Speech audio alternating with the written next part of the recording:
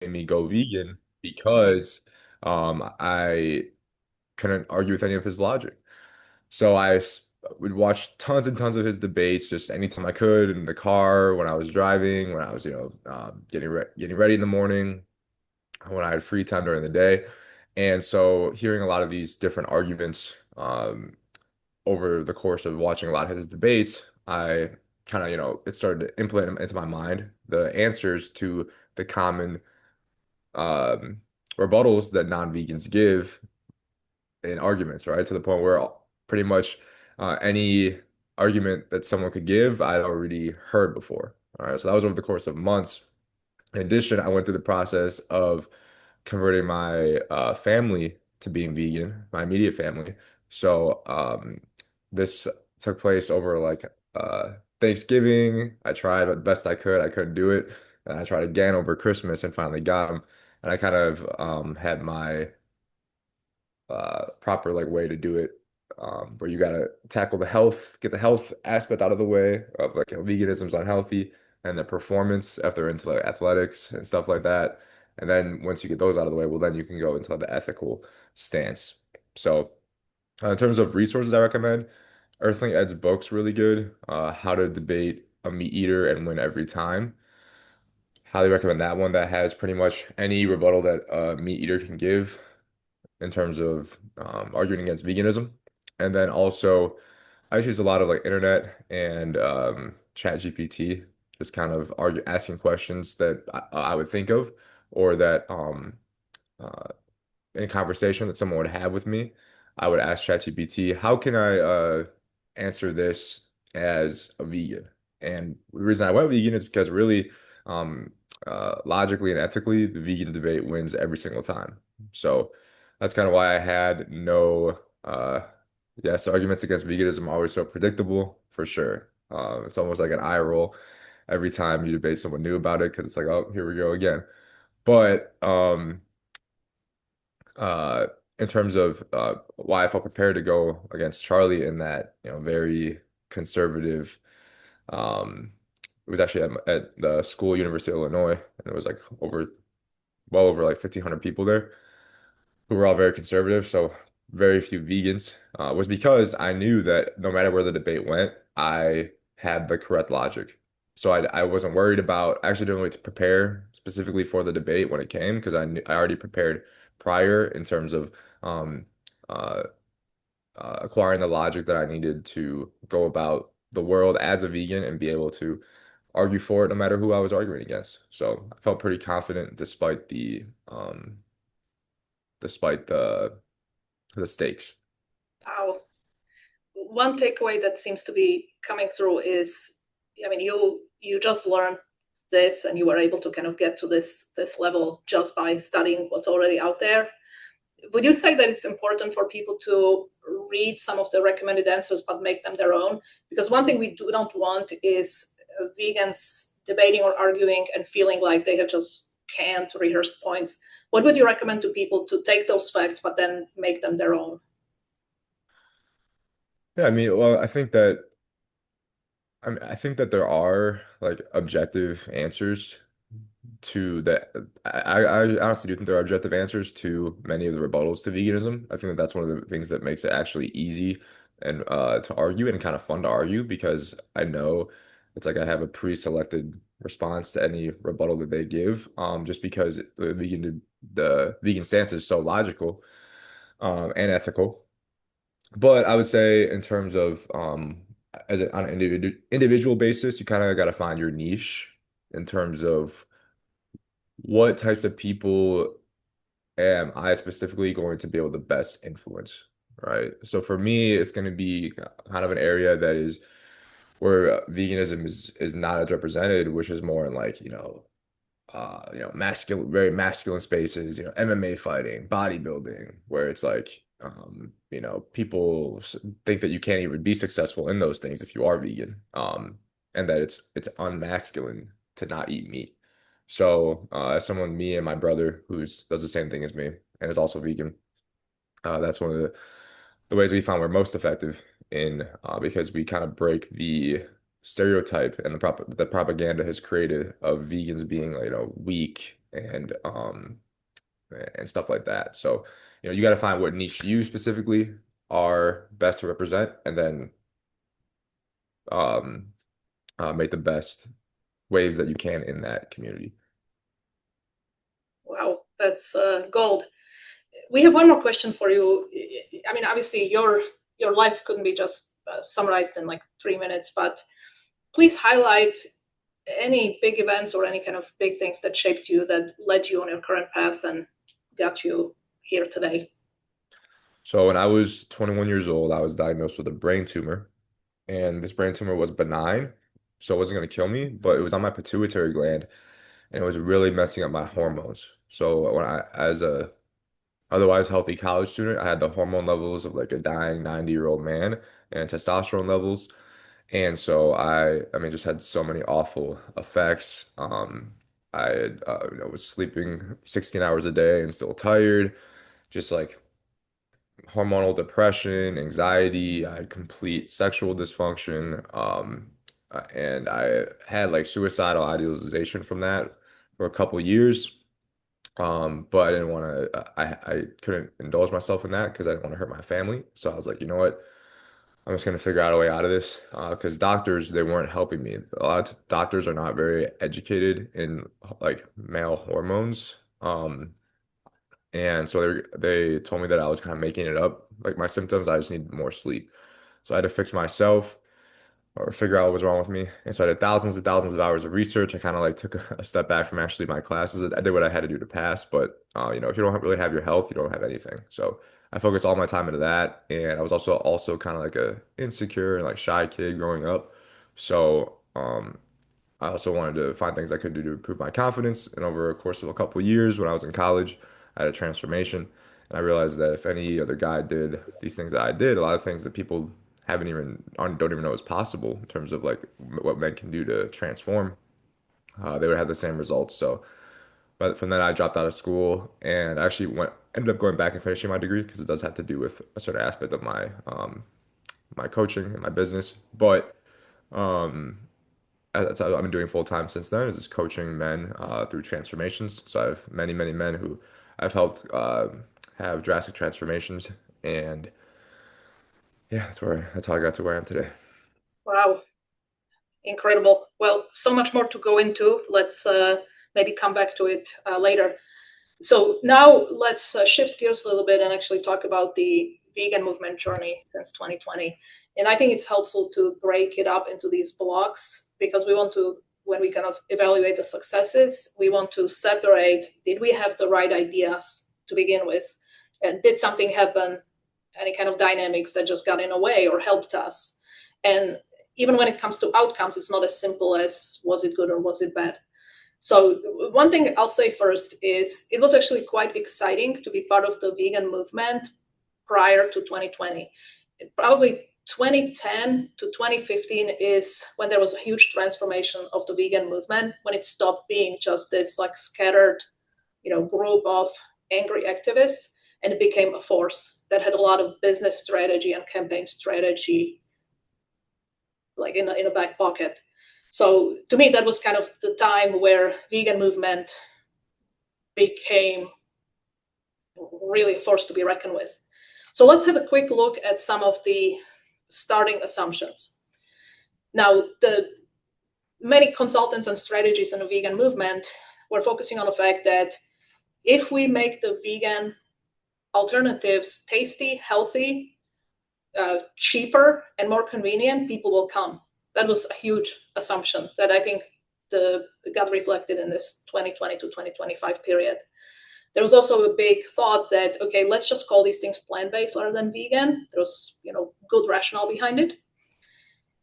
And also, there was, of course, a lot of debate about do we kind of focus on making people vegan or do we just change their minds and habits gradually? That was kind of the winning argument that, people are going to say no if you just basically ask them to be perfect vegan or nothing, but you can get them there over time.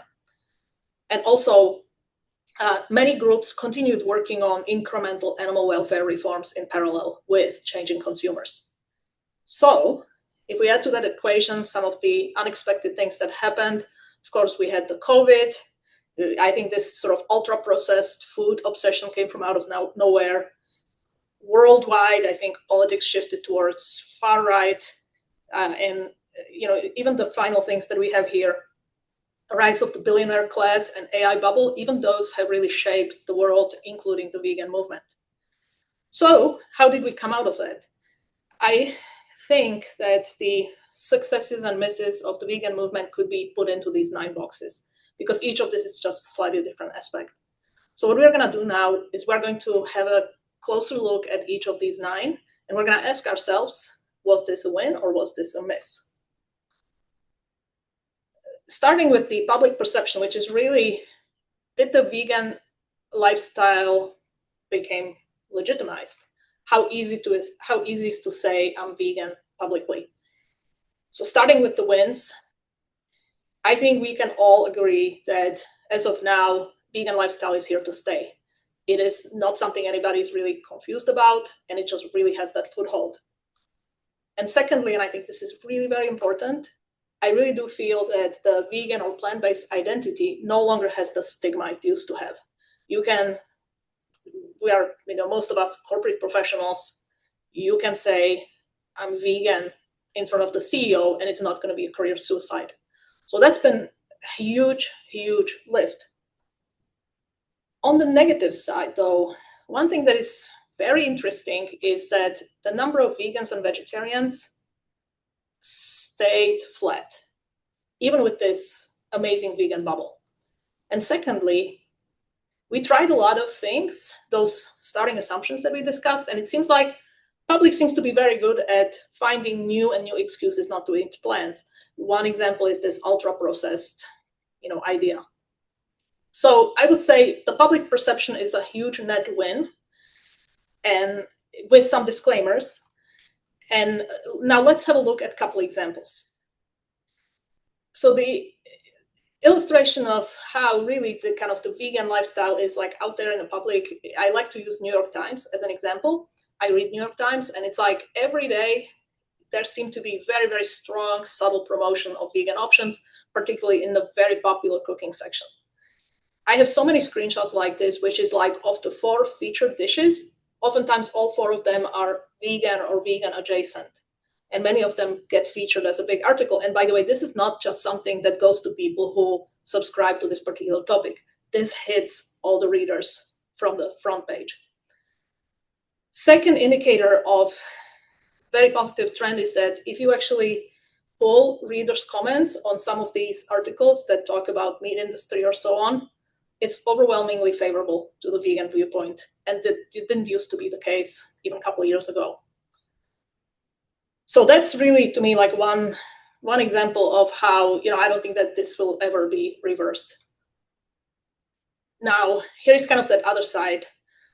This is really weird, but it seems like, in the US at least, the total number of vegetarians have at least gone down from 5 to 4 since 2012 or really 2000. And number of vegans have stayed at kind of 1%. Now, maybe we didn't expect that to go to 20%, but how come it didn't move at all? So, Michael, what do you make of it? What do you think caused this weird result? Um,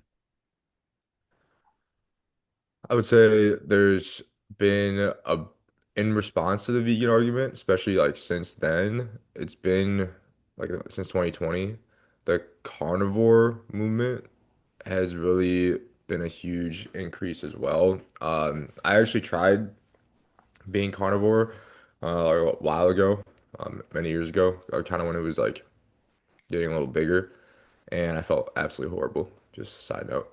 But I think that a lot of times in response to cognitive dissonance, like people hearing about veganism, a lot of people have to go in order to satisfy that discomfort in their head, like I'm doing something wrong or immoral, they have to go the opposite extreme. So a lot of people they don't say it's not enough to say, oh, okay, like there's vegans, like okay, they're cool. It's no, actually vegans are totally wrong. We need to do the opposite. We need to only eat meat. and eat primarily meat, not even a balanced diet. And so that movement has gained a lot of traction in social media, especially like far right spaces. Um, and so which I think came after the vegan movement that was more like in the 2010s. So I think that there's some opposing forces that are causing some of this as well. Yeah, those opposing forces, they seem to kind of flare up. I remember a couple of years ago, the keto movement was like everywhere, but now it seems to have died. It's, I guess it's interesting. And yeah, that would probably explain some of this quite a bit. So thank you. And now let's try to kind of segue to the next area, which is how easy is to actually be vegan, act vegan, such as find vegan options where you eat.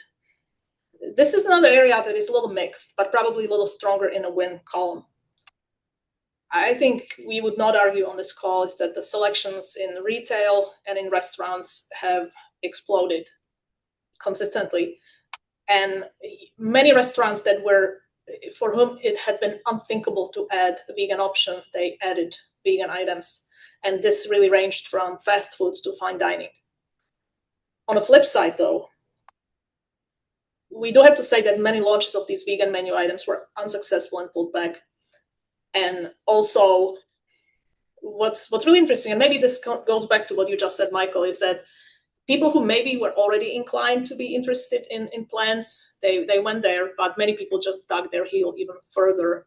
And making a lot of vegan options available did not necessarily mean that it moved people across the board.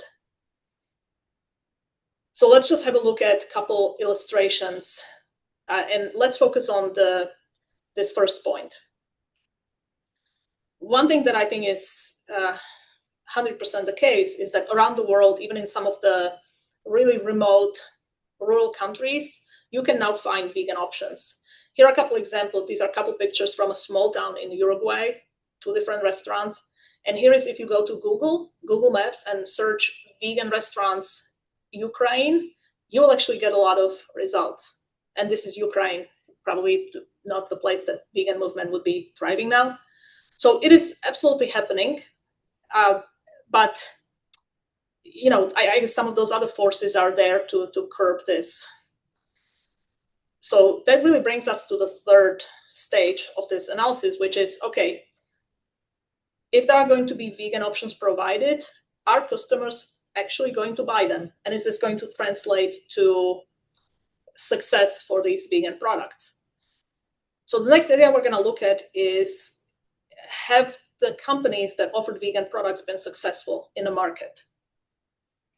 Now that one is another interesting story. Plant-based industry didn't used to be a thing, but now it officially exists, and many articles and many research pieces are being written about the prospect of the plant-based industry or vegan industry. So it's here to stay, kind of like the vegan identity. The one area that we're going to talk about several times today is the milk alternatives. Now that has completely disrupted the dairy category, as you will see. And this one is maybe not as obvious, but the whole ultra processed foods debate has ironically renewed interest in whole foods, plant-based diet. So in a way, it kind of, I think, helped maybe some of the veggie burgers or some of the more organic, whole products that had not been talked about.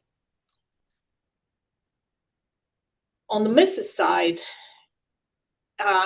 many vegan companies have really struggled these last couple of years. Many have gone out of business, many had to restructure, and we are not just talking about small vegan restaurants, we're talking about the companies that had been darlings of Wall Street, like Beyond Meat, Impossible Foods, that many investors had bet on as like the next best thing.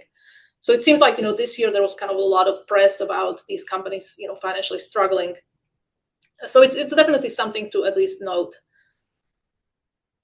Also, and this is what we are going to look at next, seems like the plant-based products, even though they do seem to be booming, if you look at the sales, they seem to have flattened or even gone down. And this final one is sort of specific, but earlier this year when we had huge egg shortages, I thought this would have been an opportunity for the egg substitutes to really take a foothold. That didn't seem to happen. These products are seemingly now back in a kind of corner shelves, and the eggs are back. So it's kind of like, again, maybe a story that is overall positive with some disclaimer. And now let's have a look at a couple statistics just so you can see that we are not just making this up. By the way, there are a lot of great websites, and some of them we're going to share links with you that actually give you these statistics. But here is just a picture that really shows that in the last couple of years, the plant-based food sales have been stagnating. And if you break this up by category, it seems like this kind of decline was really happening across the board. Not 100%, but overall, the growth has been negative at 4%. And even more so if we take out the price. So it's definitely something to consider. And the plant-based industry is worth about 8 billion. That's still not a big number, so it's like prone to swings. But it is definitely something for us to note and maybe have a pause at. I will show you one more slide with a couple more statistics. Now, maybe this is something where the leading indicators are very positive and we haven't quite yet seen it ripple through completely. These are some statistics that are tracked by Good Food Institute, a wonderful organization that pushes the vegan movement platform and the vegan industry behind the scenes. So some of these just kind of tell you that a lot of people are aware and purchasing vegan products, but many of them, as we see here, they are not vegan. They are also, almost all of them continue to buy meat. I was trying to see, like, if I were to leave you today with a couple stats to remember, I think it's these three. They're kind of useful to know about. By far, the most successful vegan product category to date is milk alternatives. And it's globally, in Asia Pacific, that growth is tremendous. And if somebody asks you if you want to know, milk alternatives have taken away about 14% of the dairy milk market share in the US, versus meat alternative are hovering at around 1%. So it's kind of all the amazing meat alternatives have barely chipped away at 1% of the total market share of meat.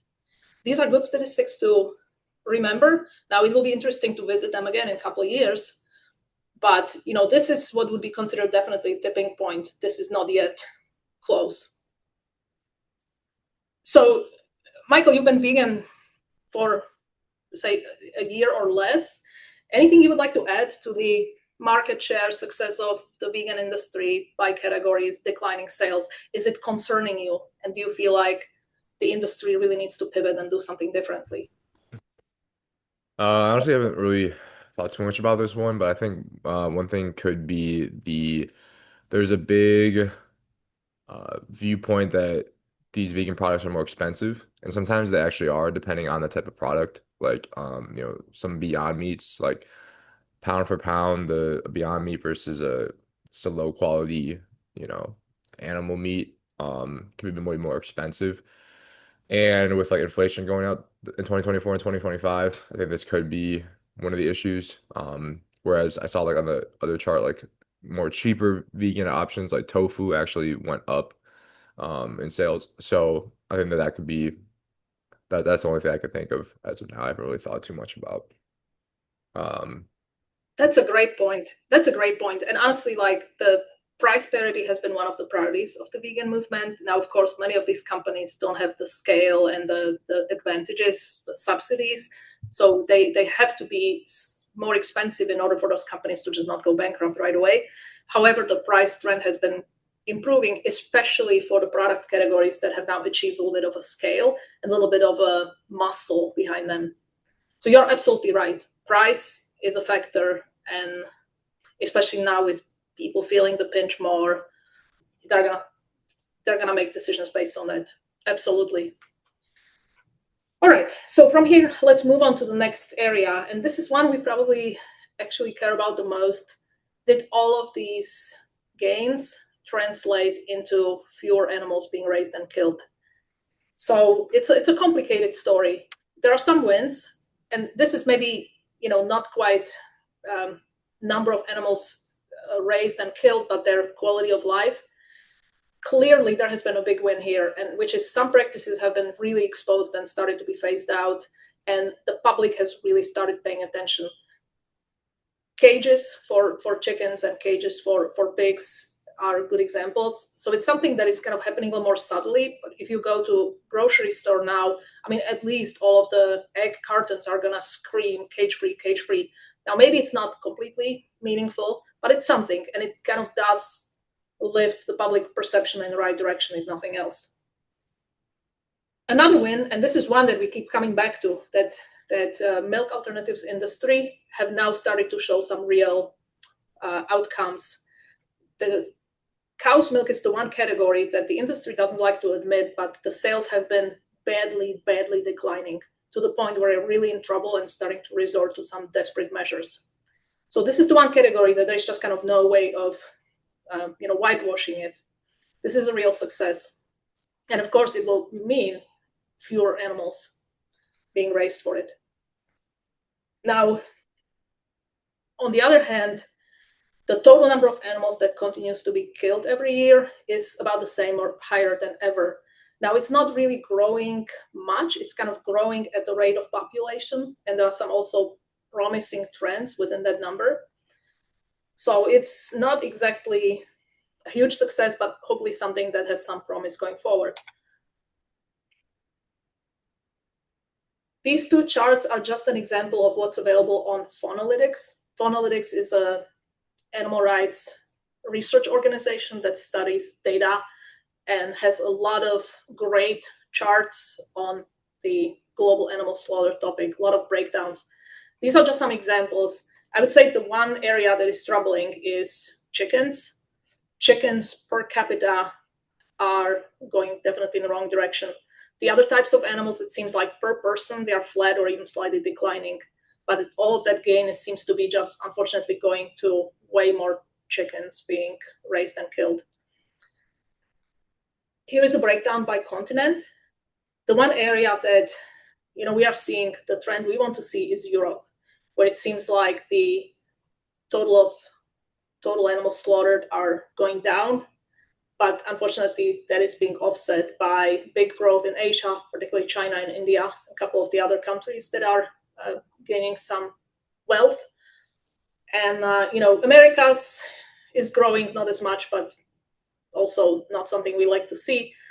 And also some countries in Africa are unfortunately starting to eat more meat and of course, raise them. So this is something for us to know, these are things we have to kind of keep fighting.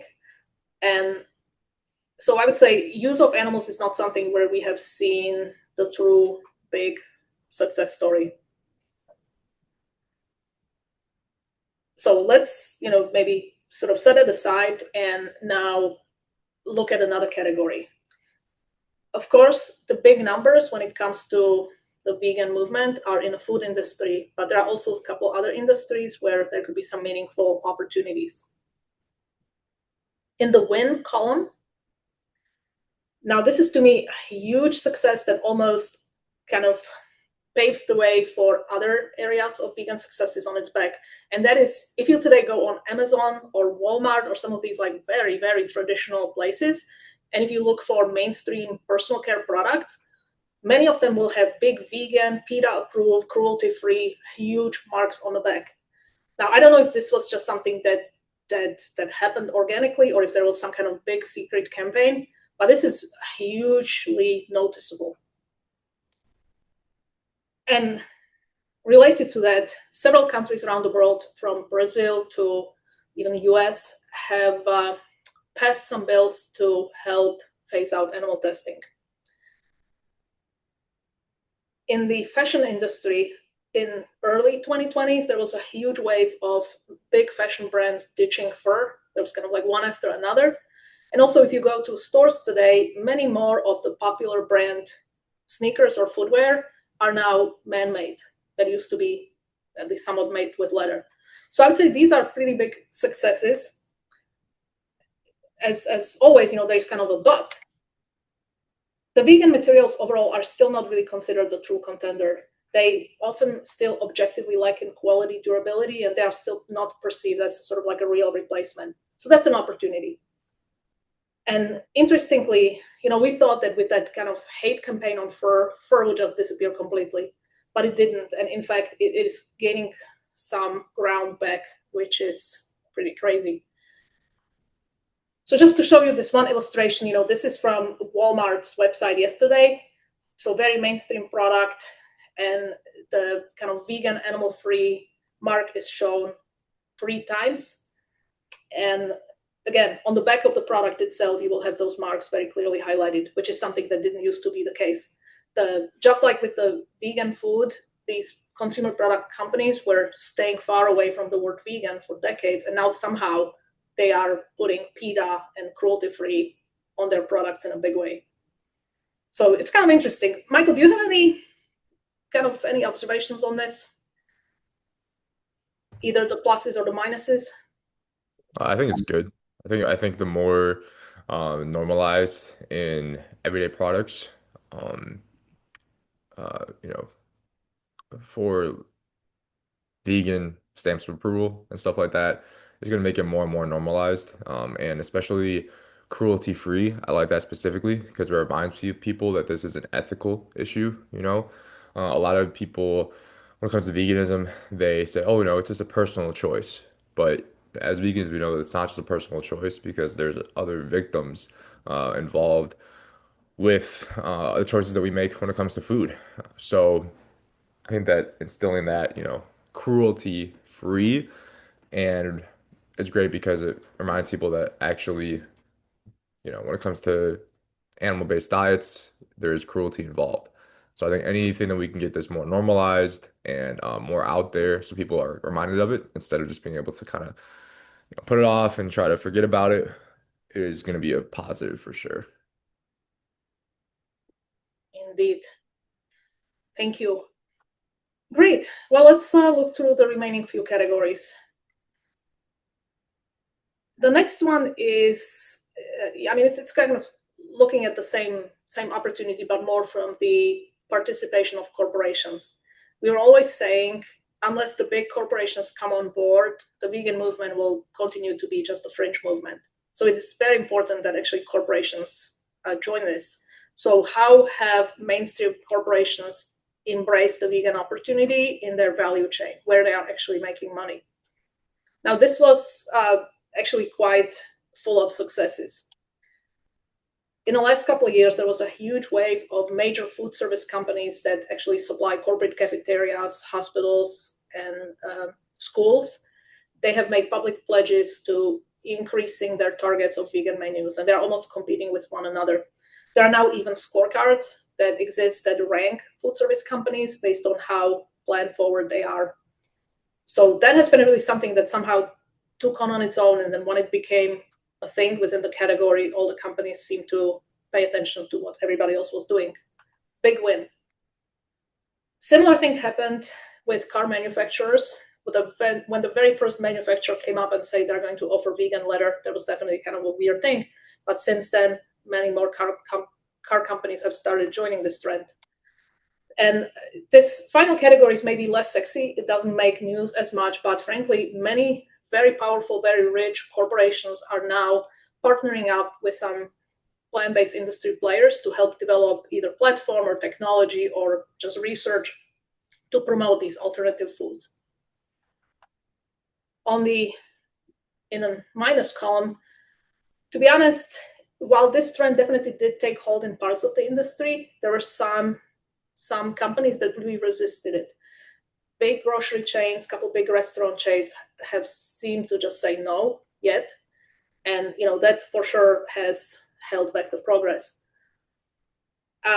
Also, at the very beginning of this decade, the thought was once the plant-based awareness reaches a certain tipping point, it should just open a floodgate.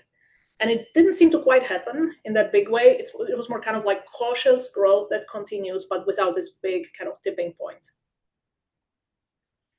Now, let me show you a couple examples. One of the resources that we're going to share with you afterwards is actually something we put together at Vegan Leaders. We had gone back 5 years or more and actually cataloged all the big corporate success stories by kind of category and by industry. And this is a searchable public database. So for example, if you work in a consulting company, you can see what other consulting companies have done in the vegan space. If you work for a car company, you can see, okay, these are the car makers that have now started offering and selling leather-free models, or they have even committed to 100% vegan interiors for some of their vehicles. So this is all available, and in a recap, we will send you this link, and it's filterable, it's searchable. Another example, also an example from the success stories, is the area of PR and research. So this is where various consulting companies or any other companies can simply kind of make a big, powerful public statements, put out a white paper where they really, put a big vote on the plant-based industry. So here are just some examples of just, frankly, a range of companies that have made very significant R&D investment and spoke about it publicly. So there was a lot of successes, but again, it feels like it stayed below that tipping point just yet. So from here, let's move on to kind of the next layer of corporate initiatives. And this is, what have corporations done internally in their workplaces, in their policies, in their statements? So it's a little different from the supply chain. And this was definitely a mixed bag. The tech companies were the first in 2020s to really disrupt both the industry and the food policy. Many of the big tech companies were the first ones to implement vegan cafeterias, invite vegan speakers, and really kind of take pride in that disruption angle. So any companies that are just very priding themselves on innovation seem to be the ones that also put vegan improvements in the workplaces and with pride. There were a few initiatives in the health and wellness front that were big successes. For example, a couple hospital chains around the world have adopted vegan meals. It's been kind of a one-off, though. As far as the misses go, we really thought at the beginning there would be a couple different angles where the vegan ideology could be pushed into corporations. One was diversity and inclusion. Now, that one probably had the least success of all. There was a very short time where it seemed like vegan employee groups were being a thing in companies, but those disappeared pretty quickly, and we didn't see them really anymore. So this one was, this one is here to stay, but it kind of didn't have that big runway. The environmental angle was another one that was like, this should be a no-brainer. Now, this angle did gain legitimacy, but corporations haven't yet really taken meaningful changes. Now, a couple things that did happen, which are very promising, is that at least the COP forums that are kind of happening have been increasingly putting vegan menus as just a requirement. And I think the Oscars one year had a vegan menu. So it's becoming more and more normal, and it's becoming more and more normal for an organization or event planner to say, hey, we are about environmental sustainability, therefore we're going to have a vegan menu, and we're not asking for permission.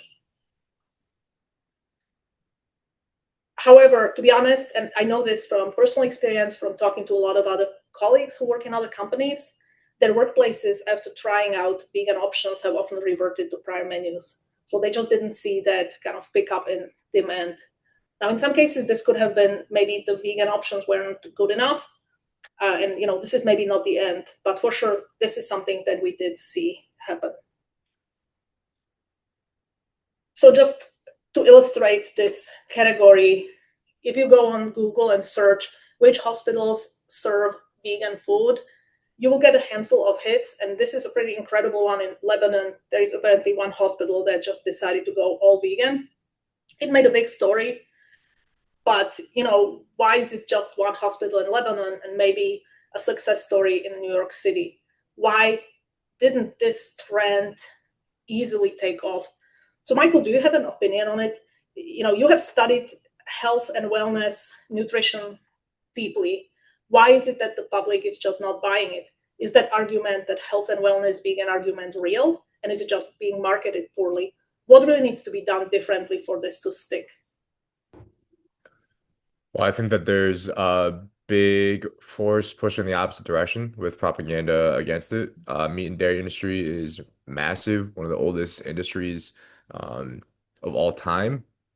And so I think that there's just a huge push against it. And I think that there's a lot of lobbying from meat and dairy industries as well, pushing against it and pushing pro meat, pro dairy stuff, like even in schools, growing up, it's like you get milk as like the staple for your lunch in school all the time. That's still happening nowadays. I know my aunt works in a school and they just did some like new deal where there's going to be like more dairy products there. So it's just a big force that we're fighting against here.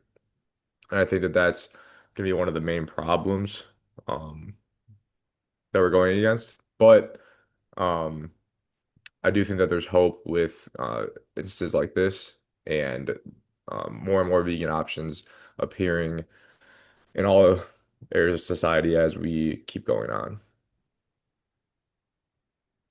Okay. Yeah, and actually, that's a great segue to the final two categories we're going to look at. What you just said. The the first one is the involvement of governments, because that's where some of that entrenchment exists. Have governments around the world stepped up and joined the vegan movement? It's, to be honest, when it comes to governmental action, traditional government was really very hard to make any traction with. So I would say even small initial successes are pretty huge, and we have more than small successes. Several countries around the world, and on the next slide you will see the examples, have made insane steps to promote their plant-based industry. And there is a lot of discussion about it. These initial countries could become a model for the rest of the world. Also, while absolutely the food industry, the traditional animal industry keeps fighting back, but somehow the plant message is getting across. And every year when there is a new official nutritional guidelines, it seems like the plant protein gets just incrementally more and more attention on the plate. So it's happening slowly, but it's happening. As far as the governments go, unfortunately the four biggest players, or some of the biggest players, have not really made big changes. If the US and China and India were to say, hey, we are doing it and we are now transforming the food industry, we're taking away the subsidies, giving them to plant-based industry, I mean, it would be kind of game over. It hasn't yet happened in a big way anyway. Now the lobby of the animal industry remains strong. There is kind of a hopeful element, which we're going to talk about in a second. The this is so interesting. If you go to like a Sprouts or Whole Foods today, it seems like the shelves are just dominated with the vegan products. So it just seems so crazy that how is it only 1%, or how is this thing not like 50% of the market share? That's because behind the scenes, some of these industries still have these quiet but deeply entrenched programs where they're pushing and dumping their products through the government. So, maybe they're on the last leg now, and it's kind of, once it breaks, it breaks. But they still are, that's how they still keep some of the sales going. Another thing that has been, not the great news, maybe it will be kind of be a blessing in disguise, but there was recently been a strong global wave of legal losses when it comes to bans on cultivated meat or labels on vegan products that refer to the traditional products. So to me, honestly, this could actually be, like, in an ironic way, a good thing, because maybe instead of saying, hey, this is vegan chicken, can we just really start hammering down plant-based protein, like something that is just not controversial, that gets away from that ultra processed angle, and could kind of redefine the discussion. So we'll see how that plays out. But, as far as like government and legal systems, this has not been, great. So we are again here at this success stories catalog. We are tracking corporate wins when they are done by governments. And here is an example of global governance, including actually China, that had made changes to the public policy promoting the plant-based eating. Now, China was one of the very early ones, and it was kind of, I don't say lip service, but it was more like a big, high-level statement almost 10 years ago to reduce its population's meat consumption. Some of these are more recent initiatives, and they are very, very forward-looking, like actual strategic plan to promote, grow, and nurture the plant-based industry. And that really brings us to the final box of the evaluation, which is, okay, did some of these wins and losses come through in sort of indirect ways? I think, like, honestly, as long as we have so many people out there, they will continue to eat meat, and we will have the problem with the number of animals killed. So it is really good news that the conversation around human population is really shifting, and people are now actually seriously talking about how it's a good thing for the human population to kind of not grow so much. And this didn't used to be the case. Talking about this used to be just as taboo as talking about veganism, but now it's in New York Times or other places very mainstream and very favorable. Now this is very interesting one. Now institutions have not been friends to the plant-based movement. That's where that kind of meat, dairy industry, and all the lobbies. Something has shifted in a society that could help the vegan movement, which is people just stop trusting institutions. And when it comes to, frankly, propaganda, the animal egg institutions have been very good at lying. So the fact that public now just distrust institutions and really goes to Google and ChatGPT to find answers, that is a very, very good thing for the plant-based movement. Interesting to me. So, yes. Okay. So just a couple more points. As always, the public conversation is just dominated with other issues. So usually the animal cruelty or whatever, it doesn't get the main attention. That's just kind of how it is. And it just seems like, it seems very, very hard to get the population overall to move away from meat eating, even when we proved in these last 5 years that the alternatives can be made easier, put in front of them on a silver platter. So with that, we only have, I think, 5 minutes left. So I'm just going to wrap up, and then we're going to have a little bit of Q&A with Michael. I think when it comes to kind of takeaways, you can definitely see that in every area we looked at, it was kind of a little bit of good, a little bit of bad. And I think the one big takeaway is this. Progress on something like this usually takes time, and it doesn't happen in a nice, clean line. And I think that one thing that is very, very encouraging here is that some of the things that are clearly successes now, such as the milk alternatives, they had started with the same kind of modest breakthrough foundation years back. And we are now seeing that kind of modest, hopeful foundation in many more areas. So if the trend repeats in the next 5 years or 10 years, we should be at a point where maybe meat alternatives have 20-25% market share. So to me, this is really something for us to keep in mind. So because we are coming to close to our call, I do want to spend time on a discussion with our guest. And I think these are the questions that we all would like to ask you. You are a life improvement coach. What is the number one thing people are doing wrong? What is the one advice you would give people to live a more fulfilled, regret-free life? And what can the vegan movement do to attract more men? I'm going to stop sharing so we can see you as you are sharing your insights on these three topics. Okay, so first one, well, I think if people want to make a transformation in their life, no matter what it may be, one of the things I notice is that a lot of people they go either 100% or they go 0%.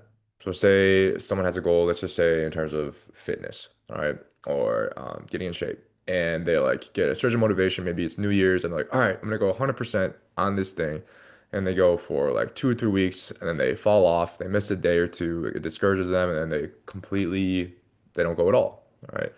What's better is that it's far better than that is going at least like 50% all the time.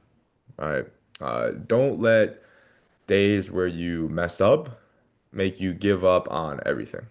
All right. So one of the most important things is learning how to, when you have bad days, when you have bad weeks where you didn't do what you were going to do, where you weren't disciplined, where binge on those cookies at night, whatever it may be, to shake it off the next morning, pretend like it didn't even happen and get back to your routine. So that's one thing I notice. A lot of people, they go all the way or all the way off.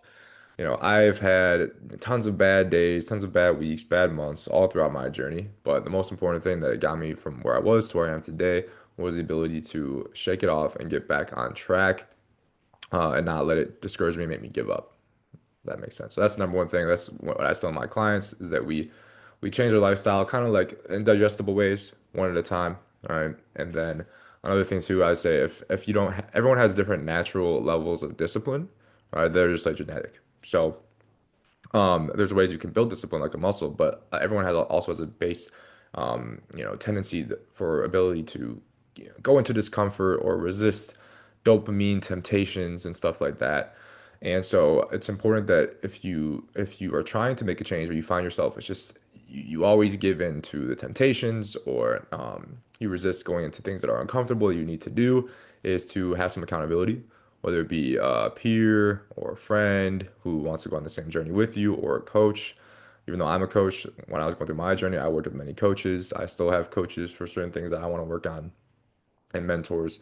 So that's important, for if you feel like you always try something for a little bit and then you eventually you give up. Having that accountability helps you stick. So a lot of guys I work with, they maybe have tried things on their own, and then once they start working with someone, they're able to, for 4, 5, 6 months, stay consistent.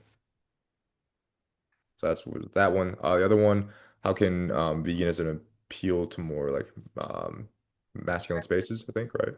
Um, it's just people who are in this niche is speaking up about it more, you know, because really, I was always kind of like a spiritual person, super into and like more like empathetic. I actually tried a Sattvic diet for a while, which is like uh, there's no meat at all in that. And that was literally just for spiritual purposes, just to see how I felt spiritually. It wasn't even like really an ethical thing. And eventually I tried it for a little bit and then I went back to, and I also was vegan at one point just to try to help with like acne. So I tried it a couple times, but just I didn't understand the ethics of it. Um, and then I went back to eating meat because I was like, all right, well, right now I'm a coach, like I'm into bodybuilding, I'm a fighter, like I need to eat meat. So I wish I could be vegan, but maybe like later in my life when I'm done with these like material pursuits, I will be vegan. And it's because I just thought that I needed it for optimal health performance. So I think one of the most important things for men's spaces is men who are vegan being able to do that. So after the Charlie Kirk debate, when people like came to my Instagram and saw like what I do, that I'm a fighter and a coach and I'm very fit, I had tons and tons of men message me who said, "Wow, like I didn't even realize that it was possible to be vegan and do this stuff." And I had so many, like, hundreds of messages from guys saying that they wanted to try it, that they resonated with, the what I said in the Kirk debate, and they felt bad about. They always felt bad about, what we do to animals, but they just thought that they needed to do it. It was just unfortunate necessity that they had to do it as a man. And so I think that that's the most important thing is that people who are vegan speaking out more. I know the Game Changers documentary on Netflix, which was about performance. There was a record-breaking power lifter on there. I always use him as an example for um, arguing against meat eaters. Football players, a lot of NBA players. Um, I remember Djokovic, the one of the best tennis players of all time, was vegan. I don't know if he's like still vegan or what his, but I know he was at least vegan for a while. Tom Brady, um, he actually during the season he would switch to a mostly plant-based diet, and then when it was time for him to perform, same with Aaron Rodgers. So they would actually switch when football season came. I think he would still eat a little bit of meat, but he would switch to mainly plant-based. Same with Serena Williams. And I don't think in the offseason that these people were even really vegan. So I don't even think it was an ethical thing for them, but just the performance benefits were there that these people who most of, mainstream like men's spaces, Tom Brady is like idolizes him.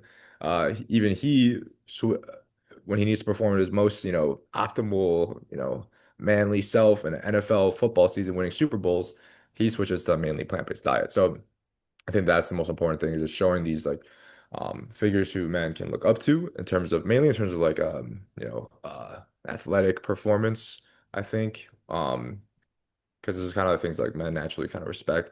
Other men, that's what men like, sports, fighters, boxers, NFL, stuff like that. Um, and those people coming out as vegan and promoting it more, I think is going to be the biggest thing because most people just, a lot of people would go vegan, a lot of men, but they just don't think that they think that they'll suffer, right? They think that their performance and masculinity will suffer from it when actually it'll have the opposite effect. Wow. Well, that's maybe a great point to end on. To be continued. I think we, maybe organize a follow up, and everybody, we will share contact information for Michael, both through his website and his email if you want to get in touch with him and request a consultation. Thank you so much for joining. This was great, and hope this will leave you with some good food for thought. And with that, see you another time. Thank you. Thank you.